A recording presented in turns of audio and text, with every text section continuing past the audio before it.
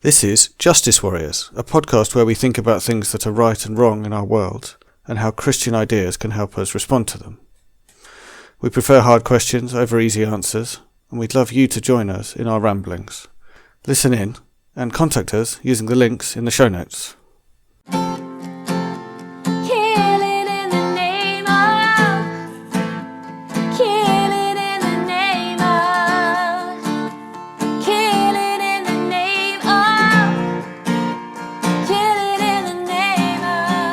Hello and welcome to Justice Warriors episode 6.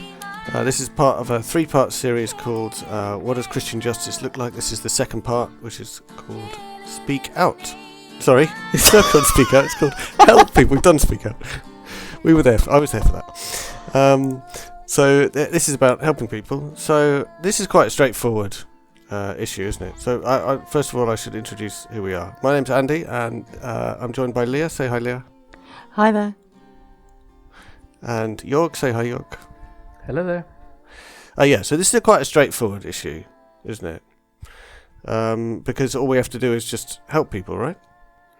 Sure. Yeah, you'd think so, but we're justice warriors, so we like to worry about things. So no, it's not straightforward at all.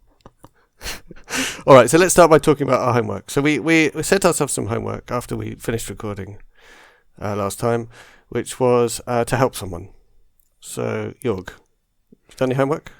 I tried, teacher, but I wasn't very successful. So, see, I told you a couple of weeks ago that I registered for this NHS helper thing, right? Mm-hmm. That had like 700,000 in the country, so I'm not exceptional. Despite my strange name, accent, and passport, they activated me yesterday and told me to download an app, which is called Good Sam, which I think is Good Samaritan. Okay. Interesting. And you register and you kind of log in and then you can go on duty. So I have been on duty today, reported on duty for, 11 hours now, which means that I get calls when somebody needs shopping done or wants looking after on the telephone or something like that. However, none such call has come through. But when I look at the around me area, I can see that there's, in a circle of about 100 meters, there's 15 registered helpers. Wow. So I imagine next time a call comes out, there will be like 15 sharks rushing for this helping case. And we'll all outcompete each other for the title of Good Sam. So this is a good problem to have, right? It is a very good problem to have, but it also teaches you a lot if you're worrying about these things, about the inequality of helping. So there's 15 people wanting to do this now, and I'm pretty sure nobody actually wants to take it up at this point. Brilliant. Well, you can feel really good about yourself. I've tried my homework, and I've done my homework. I just haven't done it successfully. Yeah. How about you, Leah? Well, I suppose in a way mine's not dissimilar in that I have been shopping for a lady down the road who her and her husband are staying indoors the whole time. But it's kind of, she thanks you so effusively and she so obviously feels quite awkward about having to ask people. And it's really so little bother that you kind of feel that you're doing absolutely nothing special whatsoever. So maybe that's a good way to feel when you're helping someone. But it's you get thanked so much, and and you're so aware that she would so much rather be able to do her own shopping. Of course, she's very independent and doesn't want to be asking somebody else. So yeah, kind of a mixed experience of helping. But that would be a whole new British level of apology that I haven't come across yet, that you can be apologetic for helping. Sorry for making you feel bad. I'm really sorry that I have to buy this milk for you. Yeah. I would say that's normal. Oh, man. 50 Shades of Sorry in English. Yeah, that's it. Perfect. I don't think I've done my homework. We did give some money to our church, which is a hardship fund, so presumably someone is going to use that money to help someone. So maybe that's, I don't know. Other than that, I don't think I've helped anyone. Actually, that has been... You said it out loud. You've lost. I know. I'm going to lose all my reward too, because that has been the cool thing about this situation, in that if you're in a position where your income is stable you've got nothing to spend your money on. I mean, so it's so easy to give money away because you're not spending it. So it's kind of it's a gift of a situation that's doesn't cost you anything, because all that money I normally fritter away on buying coffees when I'm out at work, or buying lunch because I didn't get around to making any sandwiches, or that's right. and all those other things that you spend money on. You're not doing it. Right. So. Yeah, so that could be the most helpful thing that I've done this year, but it's very, very impersonal. But yeah, so that I think that to some extent that our homework brings up some of the things we might end up talking about tonight. So let's talk about the things we're going to talk about tonight. So we start off talking about what are our worries. So I think I was introducing that idea by saying, isn't it obvious we should just help people, we should love our neighbour? Isn't that what Jesus was going on about all the time? Jörg, don't you think that we should just help people? Sure. I mean, that's what we learned from kindergarten onward, right? That's the right thing to do. And obviously this is the bigger question here is there anything specifically Christian about helping? Or is there anything specifically Christian we can learn about helping? But the thing that really worries me about helping is that all these simple answers to helping don't tend to work. Like, once you really think about those issues a bit more systematically, you look at the kind of help we give, the kind of strings that tends to be attached to help. So when you say they don't work, you mean they don't help people? Or? Well, I mean, for example, if where do you get asked for help in our daily life? You go through London, somebody says, can you give me a few coins for a coffee? And of course, this is somebody who's probably got a substance abuse problem. They are not just going to buy coffee. You're not going to change their ways by giving or not giving. You're not going to make a difference. And you feel sorry. So you start thinking about, how do I help you? But that's probably even the wrong question to ask, because you're in no position to help this person. They're asking you to help, but actually there's very little you can do. So or if you do this in a global sense, you have the same kind of thing as well. Like there's structures, there's things that are in place that you're unable to change, and that you're helping actually probably doesn't even influence in the least. So it's more complicated than we'd like it to be. Is that what your worries centre around, Leah? Yeah, mine are also, they're similar, about just how unequal the world is, and that there's such a chasm between the haves and the have-nots. It's so hard to do any kind of help that has an impact, and that doesn't just create problems of people being patronised and creating dependency and not actually fixing long-term issues, because they're structural. There's more going on than can be solved by an individual trying to do something good.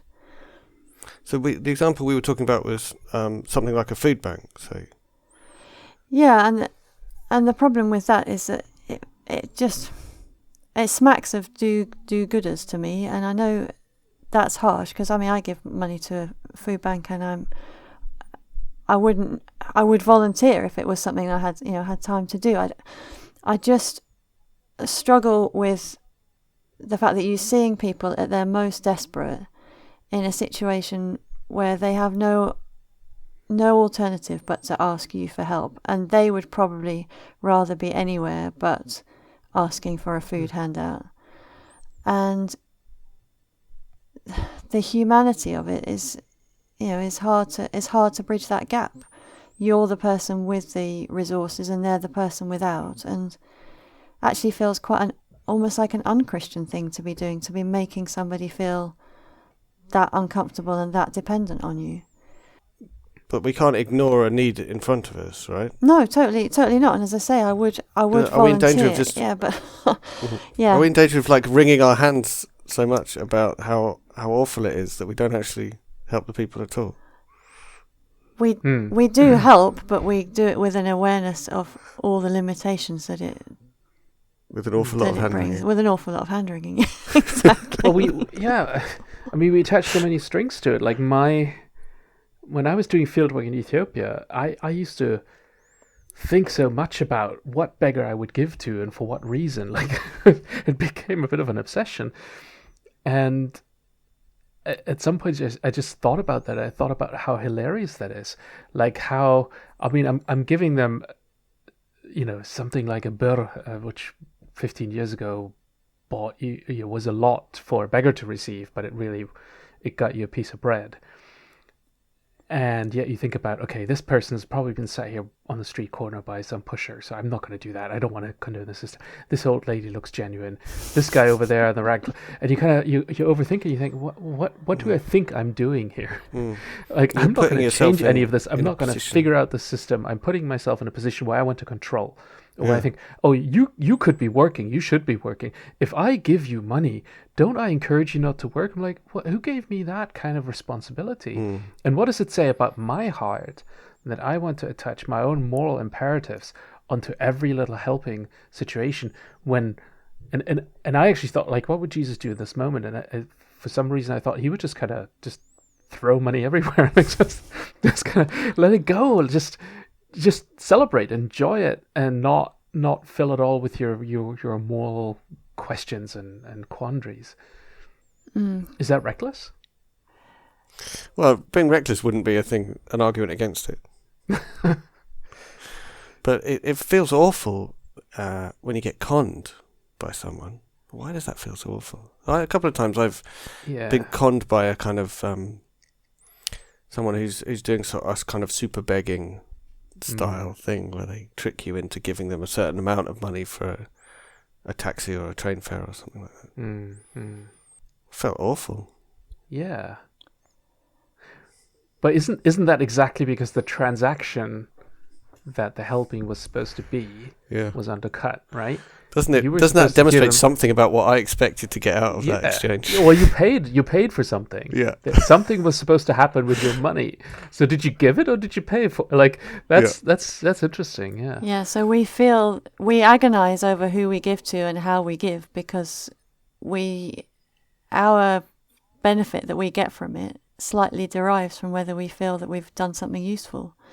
So if we feel that we've just recklessly given money away or we've been conned out of it, then we don't get what maybe we were after in the transaction. Is it wrong to be after something? It's not great, is it, to have that kind of motive? But it's realistically where we are as humans. Yeah. Well, I guess it's part of the nature of helping, right? I mean, you're being asked specifically to help, and then your help's being taken advantage of. So there is a transactional expectation of both sides, that the person helping you has a genuine need, and that your graciousness to give will be rewarded with actually that need being fulfilled. So I don't think there's anything wrong with it, but it does turn out to become something wrong when we think about poverty, when we think about food banks, etc., just purely in those terms. And I think that's a little bit what Jesus was getting at when he said, when you give with one hand, don't let the other hand know what you're doing. That we like to have it all measured out. You know, the charity fundraisers have got this down to a fine art with you kind of, donate so much money and send a goat or send a cow or your Their marketing is very specific about your donation will do X, Y, and Z. And I know for myself, if I feel I've helped someone and it hasn't really helped, or somebody else could have done it just as well as me, I don't derive as much pleasure from it. So I think that whole thing that Jesus was saying, just give as if it's not really, as if you don't even really know it's going on, as if even you're not aware of it. It's not just about hiding it from other people. Sometimes, that's why the tax system is so perfect. You give it without even realizing it's gone out of your bank account, or it didn't even ever hit your bank account. You can just it's vaguely gone. resent Yep. your giving and not be so involved. So this whole conversation has been about like I have this thing to give to this person who needs the thing that I've got, and that kind of assumption of a power imbalance to me feels like we've got everything completely upside down. And before we started recording, we were talking about the Good Samaritan story and how confusing and things it is, and I think we should talk about that. But we did talk in that conversation about the reversal that comes of the help coming from the unexpected person. And yeah, I feel like we need that turning upside down of our thinking when we're talking about, have I helped this person enough by the thing that I did? It just feels like this, that we're just enforcing power structures. And Jesus is so careful in the New Testament to undo this idea that the rich are blessed. They have seen that God has seen that they've done the right thing, and therefore He's blessed them with riches. That's so powerfully turned on its head by Jesus, not just with the woe to the rich set of statements. I think that's in Luke, is that right? Where it says, woe to you rich because you've already received your reward in full.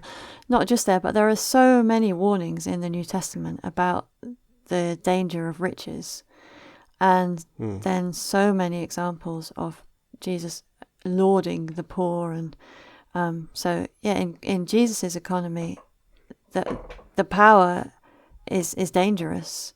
That resource that we have is a danger, and something that we need to be careful of for the sake of our spiritual well-being. Yeah, and I mean, to push this even a bit further, because I've had Luke 12 open here, you can almost give this a Catholic turn.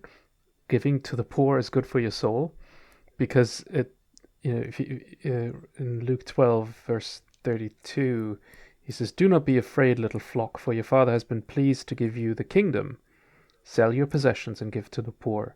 Provide purses for yourselves that will not wear out, a treasure in heaven that will not be exhausted, where no thief comes near and no moth destroys. For where your treasure is, there your heart will be also." Or if you think about Matthew 25, the parable, the story of the end times, if you've given to the beggar, if you've visited the person in prison, then you will have earned a reward in heaven, or that will be the sign of whether you are truly saved. So in a way, these stories warning us of our riches, and then, like you said, Leah, actually, turning this around on us and asking us to give up our riches, are almost encouraging us to have a selfish motivation in that if we sow into this kingdom, we will earn a fuller kingdom back. We will earn a heavenly kingdom back. And perhaps not even just in the sense of going to heaven, but that there's something about investing in the kingdom of God, that our act of helping shouldn't just be about buying this person a train journey, because that's what we were told in Sunday school good people do, but that we actually see that as an investment into a greater kingdom come. So if we're struggling with our motivation being too much around the efficiency of our gift and whether it's well received or not, maybe that's wrong, but maybe it's okay to have a different motivation, which is that we build up treasure sometime in the future. You get reward later. Yeah. Sounds. I know this sounds weird, but I think that kind of selfishness can be helpful sometimes, not to overthink your giving. So that was part of my conundrum in Ethiopia, that I looked at Ethiopians around me, and they just kind of said, a little bit of pennies over here, a little bit of pennies over there, because this is good for my own soul. I'm doing this for me, but it helped them not to overthink or attach so many purse strings to this, because they said, God sees my act. He will take care of me. And so what if I'm conned? That's on you, brother. It's not on me. If it's universal reckoning, it's not my problem. So you see, like, in that sense, it kind of frees you up, because you say, like, this is between me and God's kingdom. This is not between me and you alone. This is in the broader picture.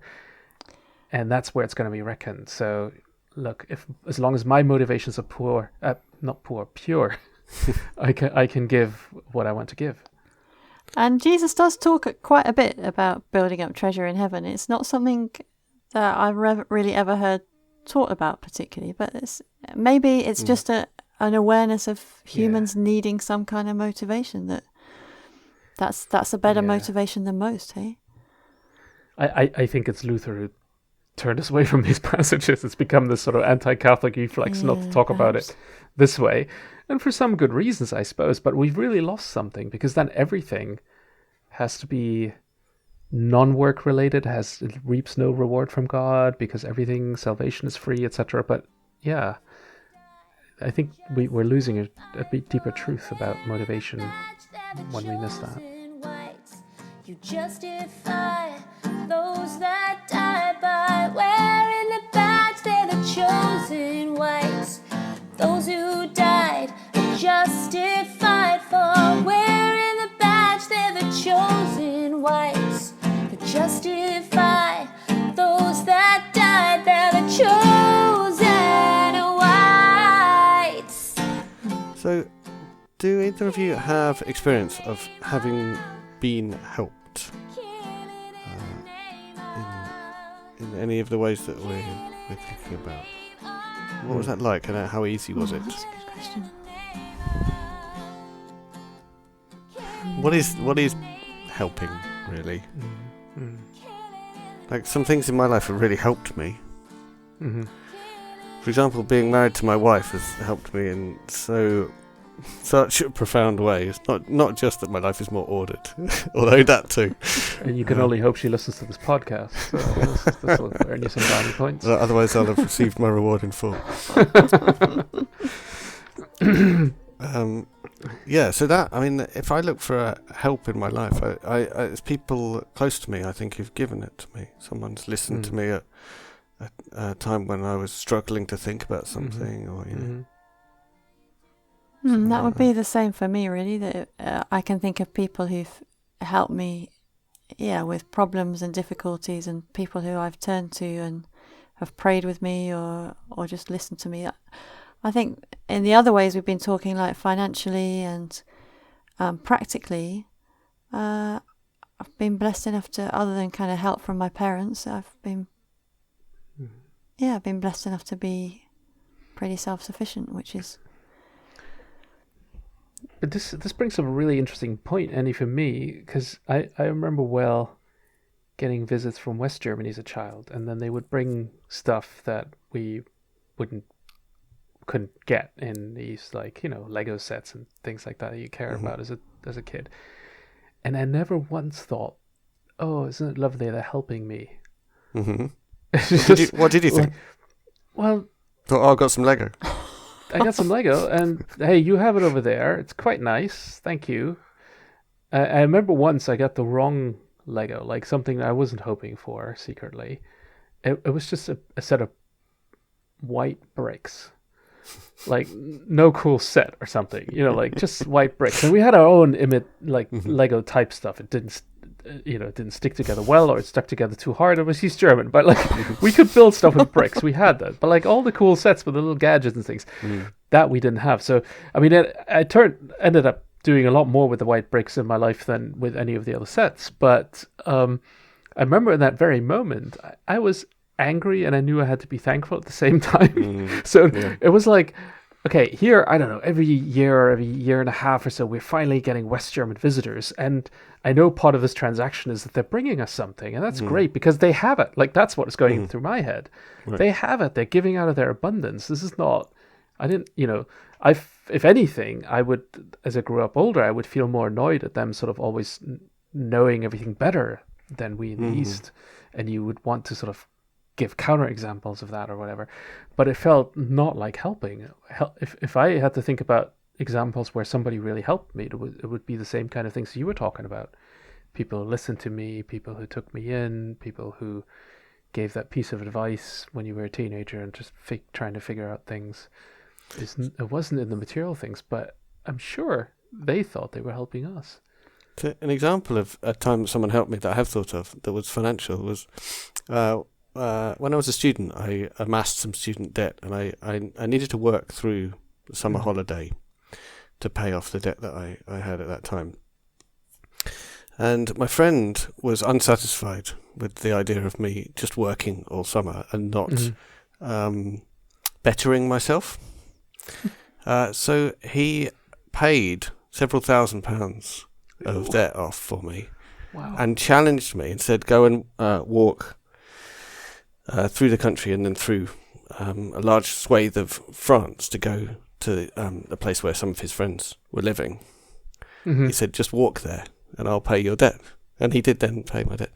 And right. I did have an adventure which involved the same amount of walking, but also lots of other things happening as well. And it was the most... this friend is not a Christian. Right. I sort of scorned the whole thing.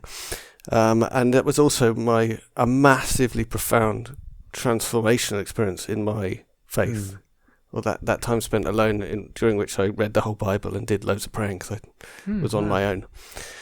It completely transformed my life, thanks to that person.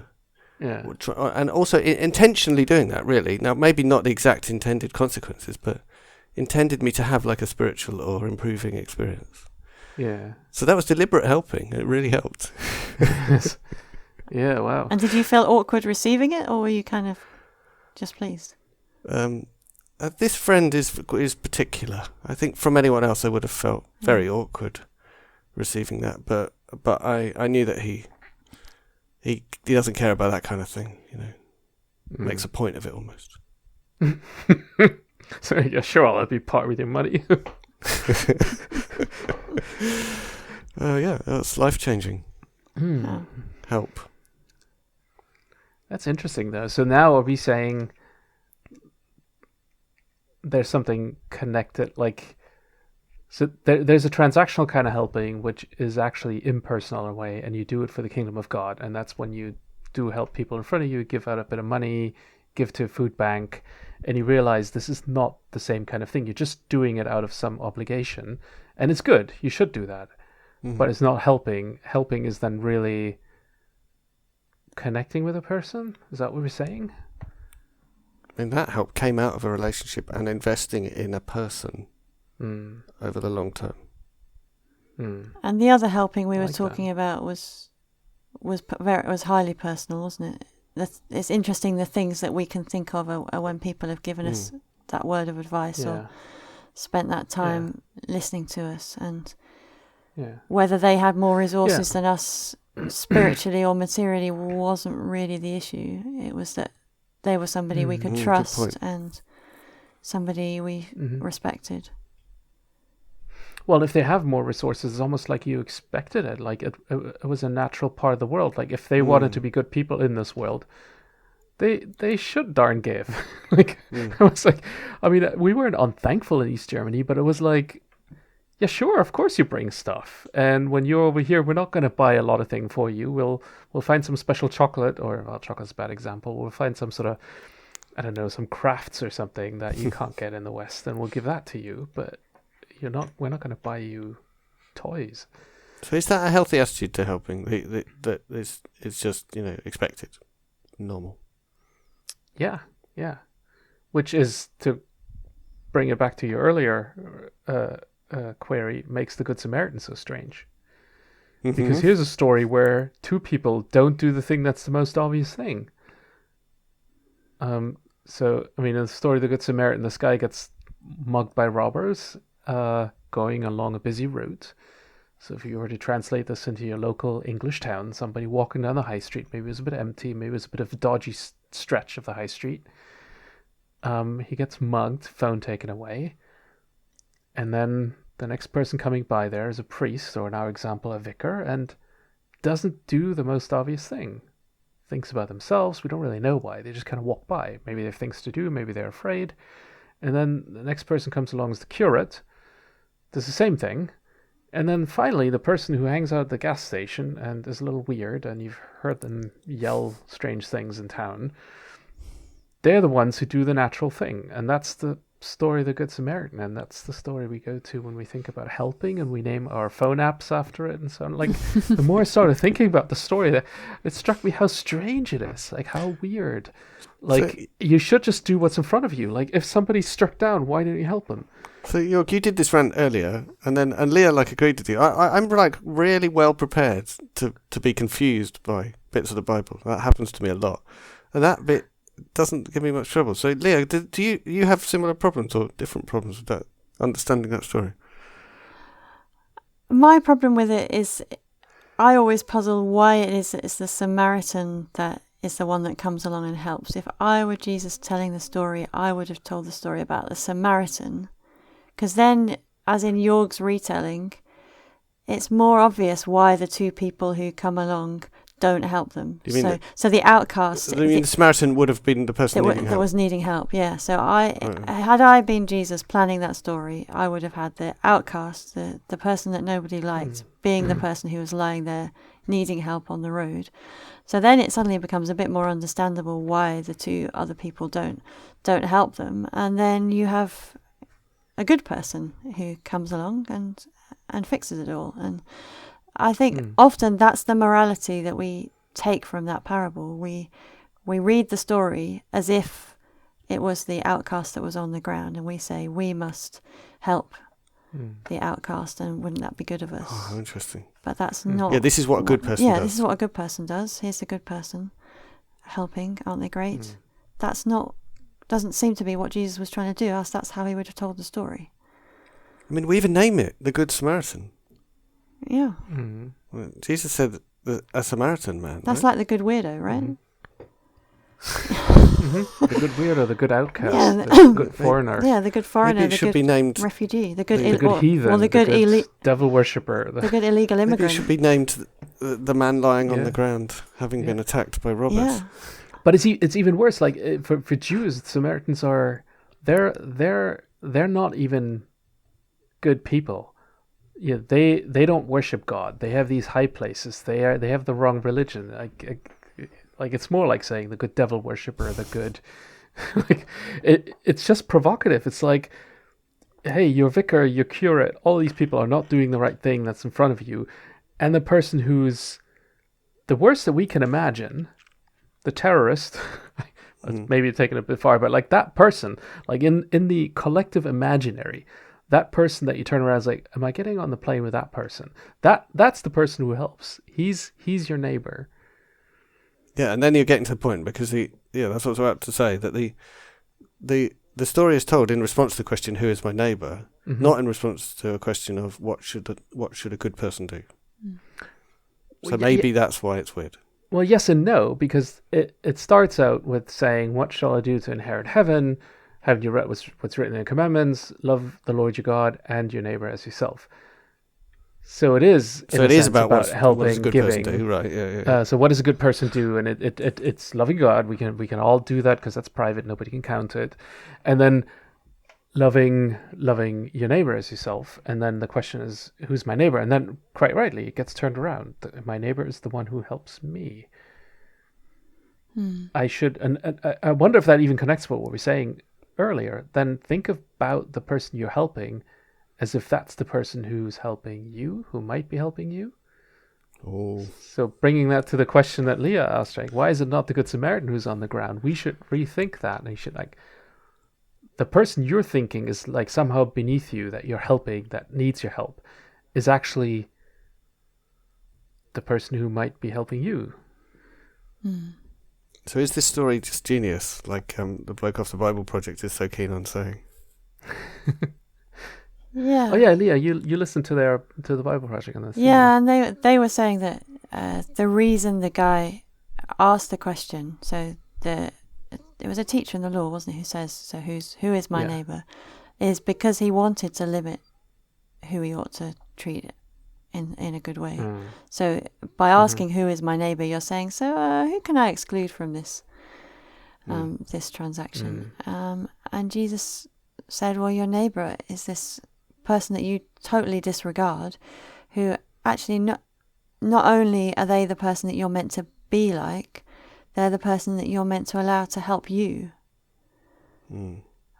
And actually, I mean, am I right for British people? I think this is a big issue to allow ourselves to be helped. It may be a German problem too, but it's definitely a British problem. That people don't like to be helped. We find it hard. Is that why the Good Sam app doesn't work and has 15 helpers? Yeah, because people are slow to say that they actually need help. And yeah, I don't personally have much of an issue with it, but I know it. And I think a lot of that is upbringing. I think I was brought up in a very close church context where church was like family. You saw people from church multiple times a week, not just kind of for church services. You invariably had people around from church to your home after church every Sunday.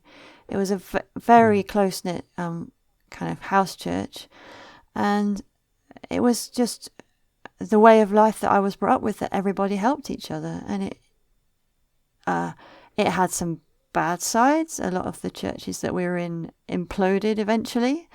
I could tell you stories of the negative side, but at its best, it was church like family. And so I think for me, the idea of helping and being helped, it's less of an issue just because of upbringing. I find this kind of this Anglican, we have a nice cup of tea together and then we all go our separate ways, and we may not see each other unless it's once a week at home group or at church next week, is quite foreign to the way that I was brought up. I have to jump in and say this is at least the third podcast where we've used the phrase home group without explaining what it is. That's true. Go on, you go for it. It's a group of people from church who meet often in an evening or something like that and do something like Bible study or praying together. This is a pre-COVID thing, isn't it? A what thing? A pre-COVID-19 thing, isn't it? Yeah. Well, we're doing them all via that's Zoom. What we used to do. Yeah, that's what we used to do. Back in the old days. Yeah. So I was thinking while you were talking about that, Leah, that I have a friend who's quite open to asking for help, who does ask for help and ask for things, and it's really unusual, and you bristle a bit sometimes, and then you think, well, actually, no, I want to help this person, so why am I finding it rude that they've come up with this idea that I could help them? But yeah, it's uncomfortable. Well, I don't think it's an Anglican thing as much as there's a cultural thing that there are just certain things you normally ask for help for and others you don't. Mm-hmm. So, like I'm always fascinated when I'm in Africa how economies organize themselves around people helping one another. Because there's so much a part of the informal economies that you stick together and, just one day it's me, another day it's you. So what kind of help would that be? Just paying for somebody's meal or visiting one another or giving, some tomatoes to another guy or driving somebody around or, look, I need a $5, can you help me? And sure, I'll get you back. And it's not written out. It'll just happen and nobody will keep count because, I don't know, what comes around goes around. And it's quite necessary. I mean, also problematic points, like, listen, I'm from the countryside. You have this big life in the city now. My daughter, who's 12, I can't really afford all of them. Can I send them to you and she can help around your house and maybe you can send her to school? And that is often, unfortunately, just a maybe. But it's like there's a lot of this informal give and take going on all the time because you wouldn't survive. There's just no other system to fall back on. If you don't have anybody, you're down and out. And I mean, it gets really, really rough. In other cultures where we're used to some things are just more natural to help, and other things are less common. So I think like when we moved 3 years ago, I asked everybody a few people to help me move, and a couple, there's plenty of people that do that. But I later found out it's like I've never been asked to help anybody move. Well, with one exception, I couldn't do it. So a person helped me move then. But I just realized it's not a thing to do over here. Whereas in Germany, that happens a lot more often. It definitely does happen. But yeah, maybe. Or maybe we're not in the age anymore where that happens. We just think a lot, you're clumsy, Jörg, so we don't ask you. We're all out helping each other move all the time.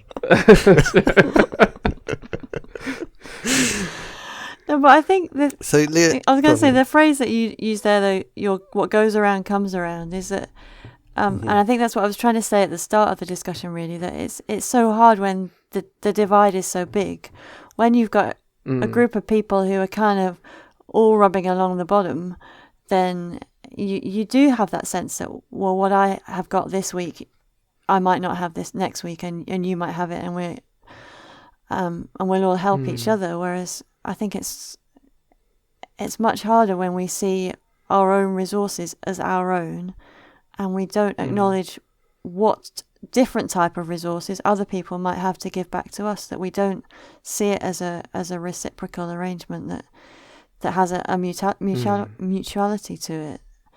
And actually, that we're separate. We live in completely separate worlds. Yeah. So how could anyone? How would we even interact again? Maybe, But in a way, like, you could even, if you translate this onto the macroeconomic level, you could even say it's the same way. Like, the way we live obligates us to help others because it's clearly in an extractive structure. And yes, we didn't make this, but we're benefiting from it. So it's not me helping others. It is what comes around goes around situation. Because otherwise, if you always translate it to other resources, you end up with some very cliched ideas. Like, I give money to Africans and they make me happy by telling me about the Lord Jesus or dancing with me or something. And you kind of go, oh gosh, that makes me very uncomfortable. That kind of. So in a way, we are in this together, right? And the way that our countries, for example, impose trade barriers onto Africa or force their markets open means that we need to do something on the other end. And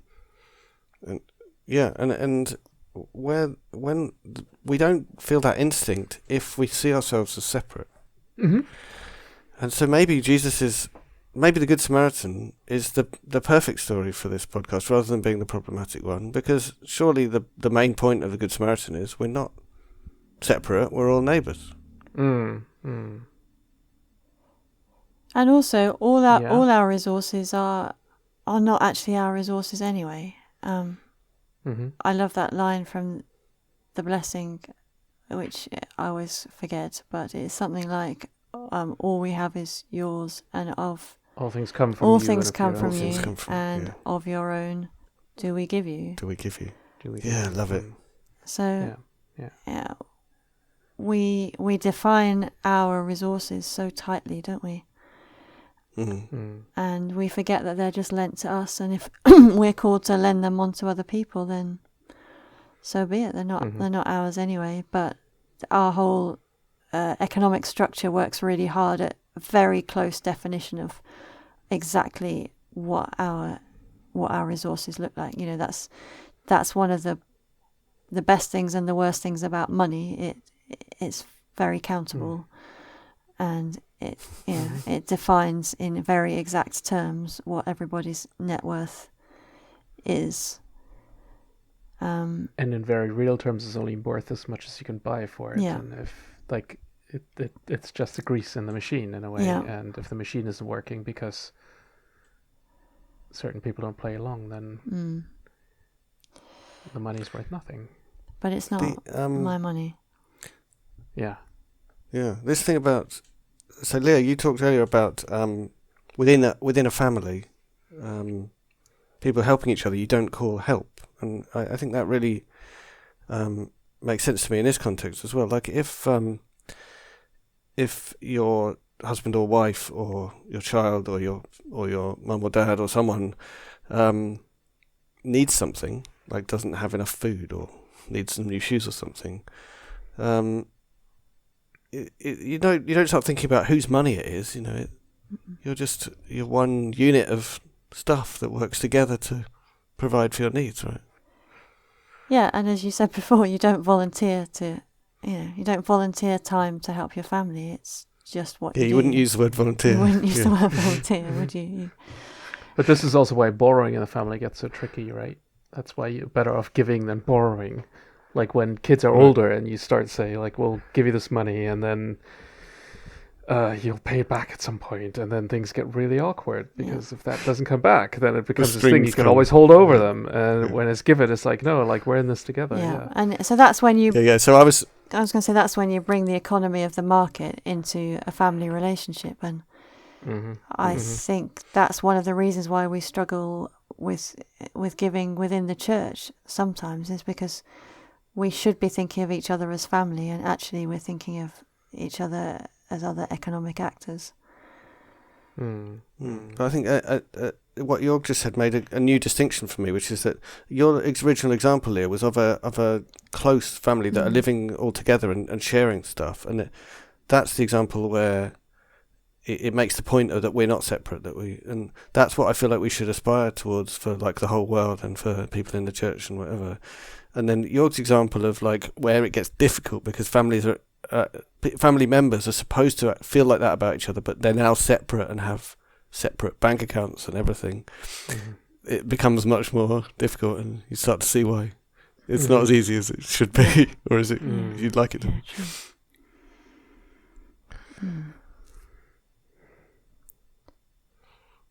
The early bit of the book of Acts in the Bible describes a church that people often use in this context, right? Of people all pitching in. So do you feel completely comfortable with that? Well, I think that... I was going to wait. Okay, I was going to say the bit in chapter 4 kind of describes what we were just talking about, doesn't it? That the believers had all their possessions in common.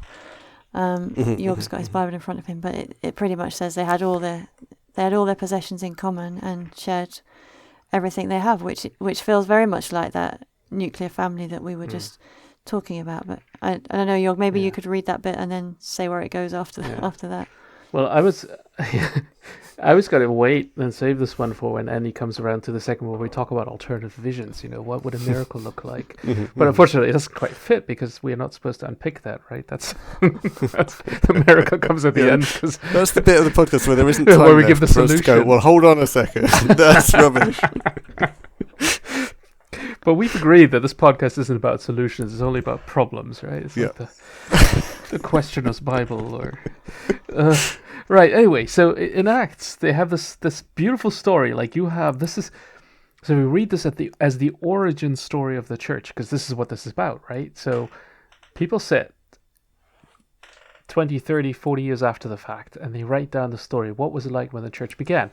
And they begin, with Jesus departing, one new disciple being elected, Matthias, and then the Holy Spirit coming down, and you have this Feast of Pentecost and preaching, and everything takes off. And all of a sudden they realize what this was all about. And then the effects of this is that 3,000 are added to their number that day. That's an incredible amount. And then it says, they devoted themselves to the apostles' teaching and to the fellowship, the breaking of bread, and to prayer. Everyone was filled with awe, and many wonders and miraculous signs were done by the apostles. All the believers were together and had everything in common. Selling their possessions and goods, they gave to anyone as he had need. Every day they continued to meet together in the temple courts. They broke bread in their homes and ate together with glad and sincere hearts, praising God and enjoying the favor of all the people. And the Lord added to their number daily those who were being saved. And they lived happily ever after. It would be a perfect ending to the book of Acts, except it would be very short. But that's the story, right? That's the vision. That there's this community of people who just together, and they give to everyone as they have need. They're this sort of family that celebrates, and there's no questions going around. So that's the alternative vision. And then what happened? Well, life, right?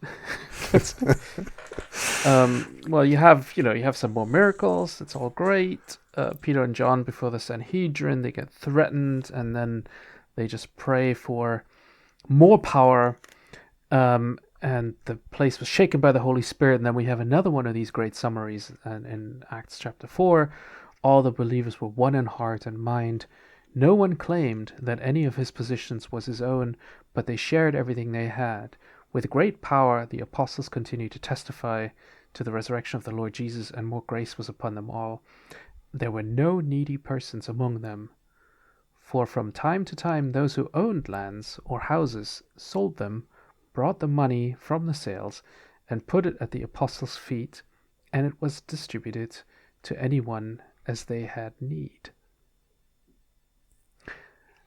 And that bit of the story of laying things at the apostles' feet already is the clue to the thing that's going to happen next, because people begin needs to... administering. Right, people begin to posture with it, and they bring Okay, some of the money, and they put it in front of the apostles' feet. And then that's that story about Ananias and Sapphira, who do this, but we're told that they've lied. Peter knows this by the power of the Spirit, and he asks them, he gives them a chance to correct their lie, and then when they don't, he predicts that they will fall dead, like one by one, basically, and they both die. And it's almost like Genesis chapter 3. Like, you had the paradise, and you lost it again. It was all good. It was in the church. It was like the resurrected Christ, the Holy Spirit was there. People were responding to the message. And then you screwed it up again. And the church keeps going on. The next thing that happens with the whole distribution is that there's a quarrel in chapter 6 between Jews who were educated in the Hellenistic places, the Grecan Jews who were sort of more enculturated, and the Hebrew Jews who were more local. And then they need to professionalize their services, and that's where we get deacons from. So you get a sense that this whole thing kind of begins spiraling it's all starting to dissolve a bit. And in the end, you have if you bring in then letters, you have warnings, for example, in 1 Timothy 5:16, that people who have widows shouldn't just go to the church first. They should take care of them in their own home if they have money, and only use the church resources if they don't have enough to feed the widow. So you get a sense of, like, I mean, you want Acts to stop in chapter 4 at the very latest, and yet we know that's unrealistic. We do tend to spiral in these selfish economies. Things certainly need administering. Just as a side point, I have to say the whole God striking those people down thing, I find a really, really difficult story to think about at all. It sounds like it seems out of character. Yeah. And like we were saying earlier, it's because this one's in the New Testament, right? We can't press this one away like we normally do. I've got a way to kind of press it away. I was just thinking. Awesome, I was just thinking about what you're saying about the fall all over again. You could argue that a lot of the drama of a man and a woman both dying didn't really happen, but it was more about just retelling the fall story. But that's maybe me trying to be overly allegorical and get out of it. It's actually better retelling the fall story, because this time the man is responsible, like his wife's full knowledge, but she's not the one who instigates. So that's the New Testament difference. It's down to the man in the village. They're more honest about men. Oh man, no, you're right, Andy. It's a really problematic story, because it pretty much says really not just that they died, but the wording is something like, and God struck them down, isn't it? Pretty sure. Yeah, man. But yeah, certainly that general picture of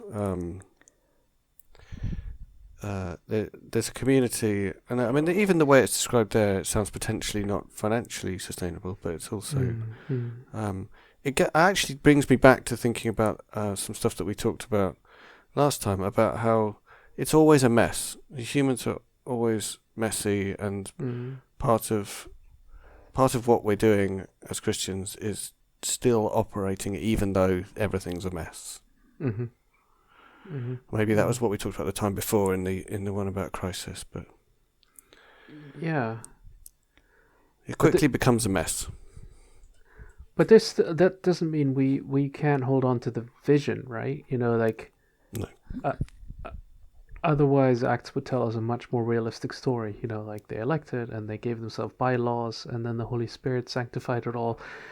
But there is this drive in us to want to live together in a much more pure way, almost like children. Like was thinking about that today. Have you ever walked with your children near a homeless person, like in London or wherever, and they ask you, "Mommy, why did that person ask for money?" And then what do you say? Like, you're not going to say, "Well, because he has a syringe that he wants to fill with drugs," and like that's not the answer, and as maybe isn't even the answer in many cases. So you say, "Well, he doesn't have enough food, so why did you give anything?"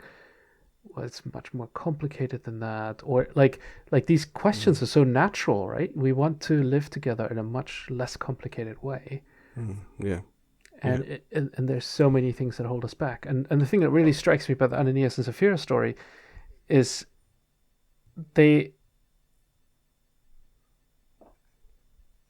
Peter just knows that she's going to fall over. Ananias falls over. But what the end of the story, the summary of the story is, great fear seized the church and all those who heard about these events. Yeah. Like the Sanhedrin, all the people against them, they couldn't instill fear in them. They prayed and they broke through it. But our own inability to live together peacefully in harmony, and the fact that we can always screw it up somehow, that's where our fear comes from. That's quite an allegorical take. I would have thought their fear came from the fact that God struck other people down. No, but I guess the point with that fear is that now it's like, okay, you better give so this doesn't happen to you. Like, this now costs something. Before it was completely voluntary, and now it's become this exchange thing. If you want to be part of this, you need to be honest. You need to give everything in there, and then it's fear that reigns it, or distribution, and things then begin to get really difficult. And then we find the Apostle Paul at some point collecting money all over the place in Greece for Jerusalem, because money gets pushed around now. And now you do what they tell you. And now you do what they told you.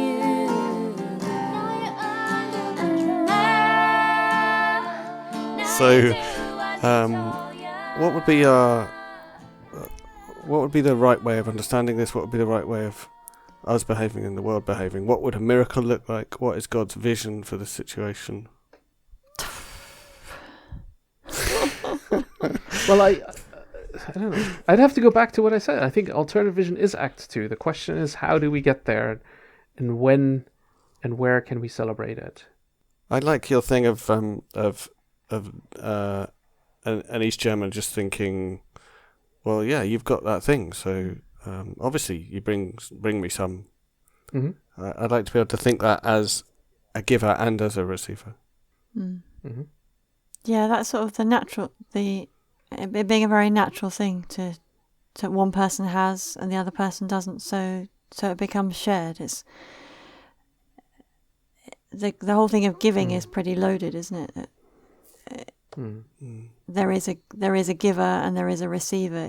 If you're sharing things, everybody shares, everybody partakes, everybody's part of it. I'd love to see us think more in our churches about what it looks like as a church to share our resources. Not what does it look like as a church to give to the people who have less than the other people in the church, but what does it mean to share our resources within the church? Because so often we approach this issue from an individual perspective. What do I as an individual need to do with the things that I have? Now that's an important question and something that we should all be asking ourselves, but it works out much more fully if we start as a group of people, as a church, and say, what as a church should we be doing to share both amongst ourselves and with the people outside of our small network, the things that we all have. That's much more interesting and in a way kind of easier. We're part of this body. It becomes so difficult if we're constantly thinking and beating ourselves up that as an individual I ought to be doing more, I ought to be making better use of the resources I have, and you end up back with those questions that Jörg raised at the beginning about, is my donation efficient enough, and all the rest of it. Well, and then to add to that, Leah, that also means that we need to ask ourselves, what can you do to help me in that community? Because still we're thinking like, how can we better share? We're still thinking like, what can I bring to the table? But how can I discover the brother, the sister around me for resources I haven't seen? You know, perhaps even people that we would approach with a more patronizing attitude to actually make that investment. And that comes back to what we talked about with the Good Samaritan, that the discovery is, wait a minute, there is a neighbor here for you, because there can be a situation which they might help you and you never saw it coming. You thought you could exclude them. You thought you could somehow push them to the margin. So that community thing goes both ways. Not just about us thinking, what can we do, but how can we let ourselves be helped? How can we go in a situation, or like you were saying, Andy, with Cap, how do I go into a situation like this where actually from the transaction it's very clear what has to happen. I'm helping you, I'm giving you advice. So CAP is the Christians Against Poverty, a charity that helps people who are in debt. Yes, I was going to wait for you to fill that out. And then when you go and you talk to people in debt, it's very clear that you're the one giving the advice. But actually, the kingdom thinking is, God, what am I going to take out of the situation? How are you going to bless me through this encounter? So there's almost a healthy selfishness in it, because it diminishes our posturing, it diminishes our helper syndrome and our thoughts of grandeur. And I liked when earlier you said discovery of who is our neighbour, because I feel like it is actually a waking up to realise that we're not separate. You know, it's not that we're not imposing on the world the idea that we're, in some sense, we're all one. That is actually a profound truth. And as we're recording it, we're still self-isolating because of coronavirus, and the world is experiencing that thing in a much less separate way than we experience most of life, or I do. So it's some kind of wake-up call that we are all one. Yeah.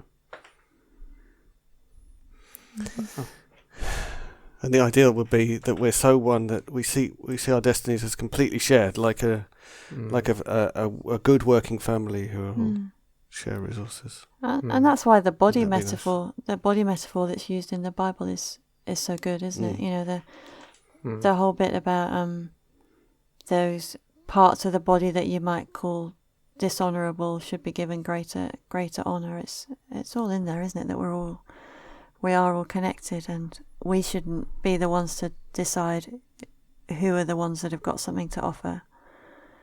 Well, they certainly have their function. They do their helping bit to the whole body. And unfortunately, again, volunteering. Unfortunately, in that metaphor, there is the sense that you cover them up, which I don't think translates very well into, like, we have some people in the church that we'd rather not hang out. Yeah, okay. I mean, I wasn't thinking of that bit. I'm sure they're useful, but it's quite right. We don't talk about, you know, the foot helping the brain or the kitten, like, because it's all one thing. It's not like, well, you know, foot, you're really benefiting from the brain more than you should. Like, it's just, we don't think about it that way. Yeah. You don't volunteer for foot duty. Cool. Yeah, so we're all one. Fundamentally, we're all one, and that means that we expect to be helped by each other, and we expect to help each other. How's that? Yeah, that makes it sound easy. Helping doesn't exist. Cool. Okay, I'm going to read you a poem to end us. The poem is called "No Man is an Island" by John Donne. And I had no idea what was in it. So thank you, Leah, for suggesting this poem. No man is an island, entire of itself. Every man is a piece of the continent, a part of the main. If a clod be washed away by the sea, Europe is the less, as well as if a promontory were, as well as if a manor of thy friends or of thine own were. Any man's death diminishes me, because I am involved in mankind, and therefore never send to know for whom the bell tolls. It tolls for thee.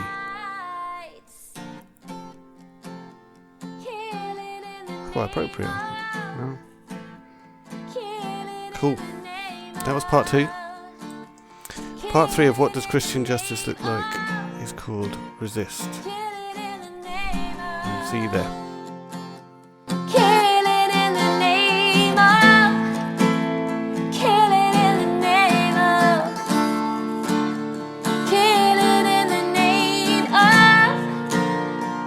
You've been listening to Justice Warriors. You can subscribe wherever you get your podcasts, and you can also follow us on social media by searching for Justice Warriors, where warrior is spelt like someone who worries about things. If you enjoyed this episode, please subscribe and leave us a rating, since that helps other people find us. Also, please tell your friends about us in real life. We'd love to hear from you. To get in touch, use the email address in the show notes or contact us via the social media links. Thanks for listening. They told you.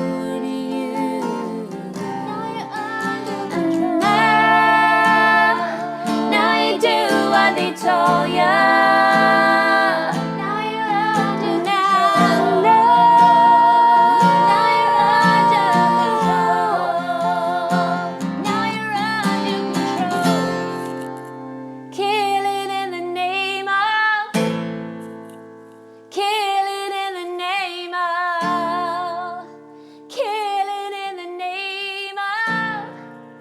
You kill.